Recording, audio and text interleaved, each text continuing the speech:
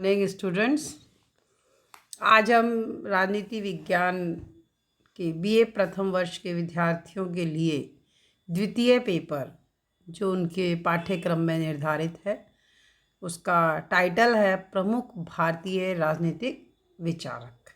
द्वितीय पेपर है और इसमें इंडियन पॉलिटिकल थिंकर्स के बारे में आपको अध्ययन करना है। जो थिंकर आपके सिलेबस में हैं उनके बारे में एक बार मैं जल्दी से आपको फिर से बता देती हूँ। यूनिट 1 में मनु, कौटिल्य और शुक्र। यूनिट 2 में राजा राम मोहन राय, दयानंद सरस्वती। यूनिट 3 में गोपाल कृष्ण गोखले और बाल गंगाधर तिलक। इकाई 4 में मोहनदास करमचंद गांधी और पंडित जवाहरलाल नेहरू। और यूनिट 5 में भीमराव अंबेडकर, एम.एन. रॉय और जयप्रकाश नारायण। हम शुरू करते हैं यूनिट 1 के मनु से। देखिए, भारतीय साहित्य में मनु को मानव सभ्यता के प्रवर्तक के रूप में जाना जाता है। पौराणिक आख्यानों में ही मनु परंपरा का उल्लेख मिलता है। हम जब पुराने प्राचीन भारतीय परंपरा और वैचारिक सभ्यता की ओर जब हम जाते हैं तो हमारा जो साहित्य है वो 3 वर्गों में विभाजित है: धर्मशास्त्र, धर्मसूत्र और टीकाएं। उनमें सबसे अधिक महत्व धर्मशास्त्र का है और धर्मशास्त्रों में भी सबसे अधिक महत्वपूर्ण जो स्थान है वो मनुस्मृति का है। तो मनुस्मृति मनु की सुप्रसिद्ध रचना है, या मनु की जो अगर पुस्तक का अगर नाम आपसे पूछा जाए तो मनु है। मनुस्मृति को हिंदू कानून की संपूर्ण व्यवस्था की आधारशिला माना जाता है और विधि साहित्य में भी इसे सर्वसम्मति से सर्वोच्च ग्रंथ समझा जाता है। मनुस्मृति वैदिक साहित्य, स्मृतियाँ, महाकाव्य, नीति शास्त्र, प्राचीन राजनीतिक चिंतन के सोर्स के रूप में स्वीकार किए जाते हैं और स्मृतियों में सर्वाधिक जो महत्वपूर्ण है वो मनुस्मृति को माना जाता है। मनु के रचना काल के बारे में सभी जो पुराने जो विचारक हैं, विद्वान एक मत नहीं है।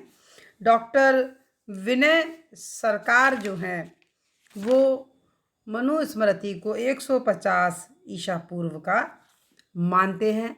डॉक्टर सालेटोर ने मनुस्मृति की रचना का समय 1900 ईसा पूर्व से 1800 ईसा पूर्व निर्धारित किया है। हंटर जो हैं वो मनुस्मृति को ईसा से 600 वर्ष से पूर्व का, इससे अधिक पूर्व का नहीं मानते हैं। कुछ लोग इसे रामायण महाभारत काल की रचना मानते हैं और जो हैं कुछ लोगों ने इनको केवल रचयिता नहीं माना बल्कि ज्ञान का संदेशवाहक भी मानते हैं। तो संभवतः ये मानते हैं कि मनु से नारद, नारद से मार्कंडेय, मार्कंडेय से सुमति भार्गव और सुमति भार्गव से भृगु ऋषि को ये मतलब संदेश जो है वो प्राप्त स्मृतियों के माध्यम से हुआ होगा। और मनुस्मृति के अंतर्गत वर्तमान में जो शुरुआत में जब थी तब यहाँ पे 1 लाख श्लोक प्राप्त होते थे और जो आप रहते रहते 12,000 हो गए और वर्तमान में केवल 2,694 श्लोक ही प्राप्त होते हैं। मनुस्मृति मूल रूप से राजनीतिक प्रकृति का ग्रंथ नहीं है, ये इसमें व्यापक विषय वस्तु है।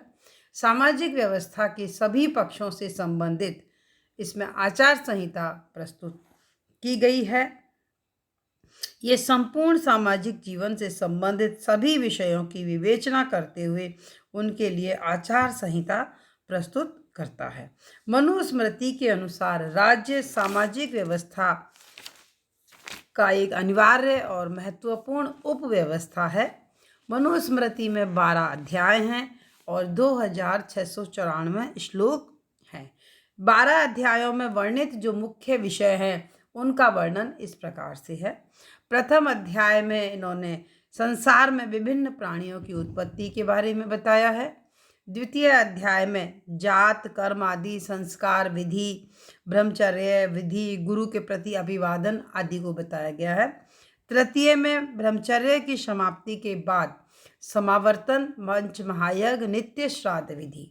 चतुर्थ में जीविकाओं के लक्ष्य एवं ग्रस्त आदि के नियम। पंचम में भक्ष्य, अभक्ष्य और रहन सहन के नियम सुनिश्चित करने के नियम। छठे में वानप्रस्थ एवं संन्यास आश्रम। सातवें में व्यवहारिक विवादों का निर्णय, कर निर्णय अर्थात राजधर्म आदि के बारे में। आठवें में जो है न्यायालय की साक्ष्य प्रक्रिया। नवें में वैवाहिक संबंधों से संबंधित कानून, संपत्ति का विभाजन, अपराधों का निवारण, वैश्य एवं शूद्र के संबंध में अपने धर्म का अनुष्ठान। 10वें में विभिन्न जातियों की उत्पत्ति, मनुष्य के आपातकाल में कर्तव्य और धर्म। 11 में पाप में निवृत्ति हेतु प्रायश्चित। और लास्ट अंतिम अध्याय में कर्मों के अनुसार जो मनुष्य की 3 गति होती हैं, उत्तम, मध्यम और अधम की सांसारिक गतिविधियों, आत्मज्ञान, मानवीय गुण दोष, नैतिक मूल्य आदि की विवेचना जो है प्रस्तुत की गई है। वस्तुतः मनुस्मृति संपूर्ण जीवन का संपूर्ण विधान है। इसमें मानव जीवन के समस्त पक्षों के सार्थक और उद्देश्यपूर्ण जीवन के लिए आचार संहिता प्रस्तुत की गई है ना। अब हम बात करते हैं कि राज्य की उत्पत्ति। मनुस्मृति में राज्य की उत्पत्ति के बारे में राजधर्म का प्रतिपादन करते हुए उस 7वें अध्याय में उन्होंने राज्य की उत्पत्ति का वर्णन किया है। उनके अनुसार सृष्टि की प्रारंभिक अवस्था बड़ी भयंकर थी। ना तो कोई राज्य था, ना कोई राजा था, ना ही कोई दंड व्यवस्था का प्रावधान था। तो राजा के अभाव में आसुरी प्रवृत्तियां व्यापक थीं। चारों ओर अराजकता का माहौल था, भय का वातावरण था, लोग दुखी थे। कोई भी व्यक्ति अपने कर्तव्यों को पालन करने की स्थिति में नहीं था। तो ऐसी स्थिति में ईश्वर ने सृष्टि की रक्षा करने के लिए राजा की व्यवस्था की और इस प्रकार मनु ने राज्य की उत्पत्ति के स्थान पर राजा की उत्पत्ति का उल्लेख किया है। इस संसार में राज्य के न होने पर बलवानों के डर के भय से प्रजा में व्याप्त असुरक्षा के कारण संपूर्ण संसार में रक्षा के लिए ईश्वर ने राजा की सृष्टि की। मनु ने कहा कि ईश्वर ने इंद्र, वायु, यम, सूर्य, अग्नि, वरुण, चंद्रमा और कुबेर 7 देवताओं से उनका अंशभूत लेकर राजा की रचना की, सृष्टि की। तो मनु ये मानता है कि राजा जिस सत्ता का प्रतिनिधित्व करता है अर्थात ईश्वर का प्रतिनिधित्व करता है, उसे मनुष्यों के द्वारा चुनौती नहीं दी जा सकती। वह संप्रभु शक्ति का प्रयोग है, संप्रभु शक्ति का प्रतीक है। और राजा चूंकि प्रजा की रक्षा और कल्याण करने के लिए बनाया गया है, इसलिए राजा जो है वो ईश्वर के द्वारा बनाया गया है। तो इसके लिए राजा के अंतर्गत जो है कुछ गुणों का होना आवश्यक है। राजा को विद्वान, जितेंद्रिय, न्यायी, विनीत और लोकप्रिय होना चाहिए। उसे तीनों वेदों का ज्ञाता होना चाहिए। तीनों विधाओं का, दंड नीति, तर्क विधा और ब्रह्म विद्या का ज्ञान प्राप्त होना चाहिए। और व्यवहारिक नियमों से वाणिज्य, व्यवसाय, धन प्राप्ति की विधा उसको प्राप्त होनी चाहिए। मनु शासन की निरंकुशता का समर्थन नहीं करते हैं। राजा निर्धारित उद्देश्यों के लिए दिव्य सत्ता का समय विशेष पर उपयोग करता है ना, समय विशेष पर उपयोग करता है। मनुस्मृति में राज्य की सत्ता को अति मानवीय एवं दिव्य मानते हुए इस दिव्यता को शासक के लोक कल्याणकारी दायित्वों की पवित्रता के रूप में परिभाषित किया गया है। राज्य और धर्म की जब हम बात करते हैं कि राज्य, धर्म, दंड, तो उन्होंने संप्रभुता का आधार धर्म और दंड को माना है, क्योंकि राज्य की उत्पत्ति में मनु ने दैवी सिद्धांत का प्रतिपादन किया है। तो अन्य सभी प्रसंगों में उसने इस बात पर बल दिया है कि राजा धर्म के अधीन रहते हुए कार्य करे। लेकिन इस धर्म जो है वो आज के संदर्भ में धर्म से नहीं है। उन्होंने धर्म का उपयोग किसी लौकिक पारलौकिक मत मतांतर के लिए नहीं किया है, बल्कि बहुत व्यापक और विशाल धारण में किया है। संस्कृत के शब्द ध्री धातु से बना है, जिसका अर्थ होता है धारण करना, अर्थात मनुष्य को सभी गुणों, तत्वों, नियमों को मानव मात्र के कल्याण के लिए मनुष्यों के द्वारा धारण किया जाना चाहिए।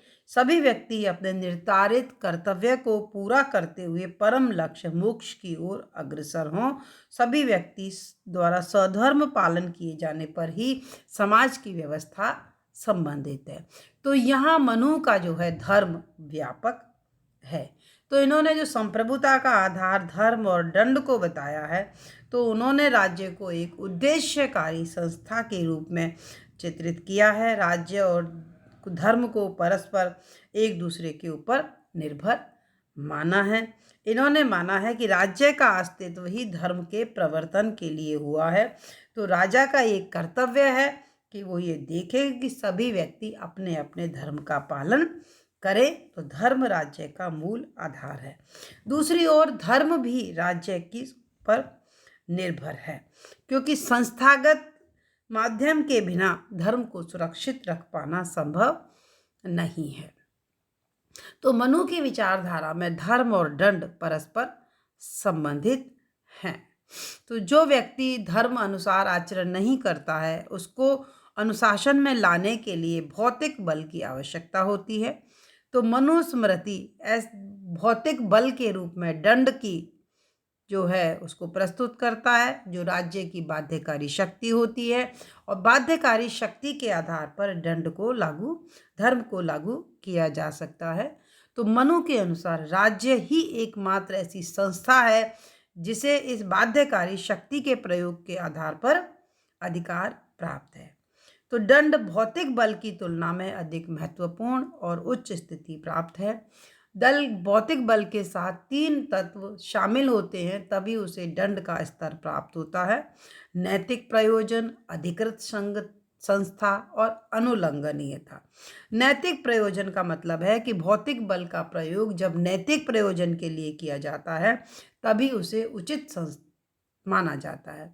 अधिकृत संस्था का मतलब है कि एक ऐसी संस्था होनी चाहिए, ऑथराइज्ड इंस्टीट्यूशन होना चाहिए, जो नैतिक प्रयोजन के लिए भौतिक बल का भार उस जिसको मिले, और ऐसे संस्था केवल राज्य हो सकता है। और तीसरा है अनुलंघनीयता। भौतिक बल को विधि की दृष्टि से व्यवहार में भी ऐसी स्थिति प्राप्त होनी चाहिए कि किसी भी व्यक्ति या व्यक्ति समूह के लिए इसका उल्लंघन कर पाना संभव नहीं हो। अर्थात भौतिक बल में राज्य को सर्वोच्चता की स्थिति मिलनी चाहिए। इसको आधुनिक शब्दावली में हम संप्रभुता कहा जा सकता है। तो मनुस्मृति के अनुसार दंड सर्वोपरि सत्ता है। राजा दंड का स्वामी नहीं है, वरन अभिकर्ता है। राजा दंड का प्रयोग मनमाने रूप से नहीं कर सकता है। स्वयं राजा भी दंड की संप्रभुता शक्ति के अधीन है। तो मनु ने लिखा है कि अगर राजा दंड का दुरुपयोग करता है, और तो फिर ऐसे में कहते हैं कि अगर राजा इस तरह का आचरण करता है तो उसकी अपकीर्ति का और मृत्यु के बाद उसके नरक गमन का कारण बनता है। इस प्रकार धर्म और दंड ये परस्पर संबंधित है। धर्म राज्य का मूल आधार है और राज्य के अस्तित्व का प्रयोजन है। स्वयं धर्म अपनी रक्षा के लिए राज्य पर निर्भर करता है। तो इस प्रकार मनु कहता है कि सभी व्यक्ति 4 पुरुषार्थ धर्म, अर्थ, काम, मोक्ष की प्राप्ति करें।